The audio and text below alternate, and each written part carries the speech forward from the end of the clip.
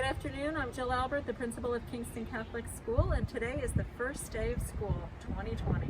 So it's very different this year. Classrooms had to be reconfigured. The students are back to sitting in rows, which is not something we're accustomed to. Their desks are 6 feet apart, so there's plenty of space for everyone. Some classes had to be split into more than one section to accommodate the number of students.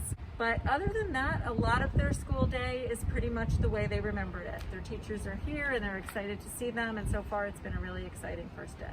And how did the school determine to open? So the Archdiocese made determinations based on the infection rates in the counties, and Ulster County has had a nice low infection rate for quite some time now, so we were able to reopen. Teachers were excited to come back to work, so everyone worked together and we made it happen.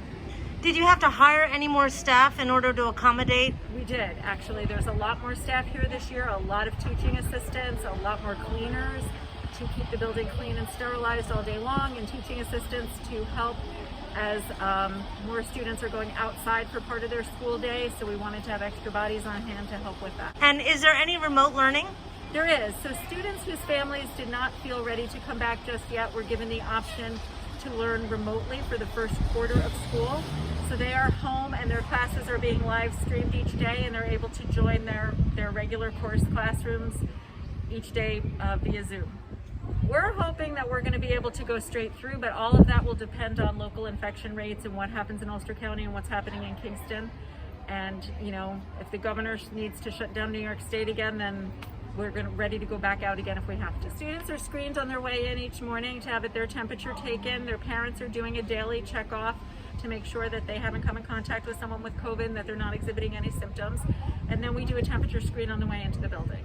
And so, God forbid, someone does get infected within the school, what's the protocol? So the Archdiocese put together a COVID response task force, which is made up of healthcare workers. And should we have someone, even with a fever, because we wouldn't be able to determine at school whether or not a child was COVID positive, but someone with a fever, we then call the task force and they partner with that child's doctor and the Ulster County Health Department to determine next steps. Well, best of luck. Thank you.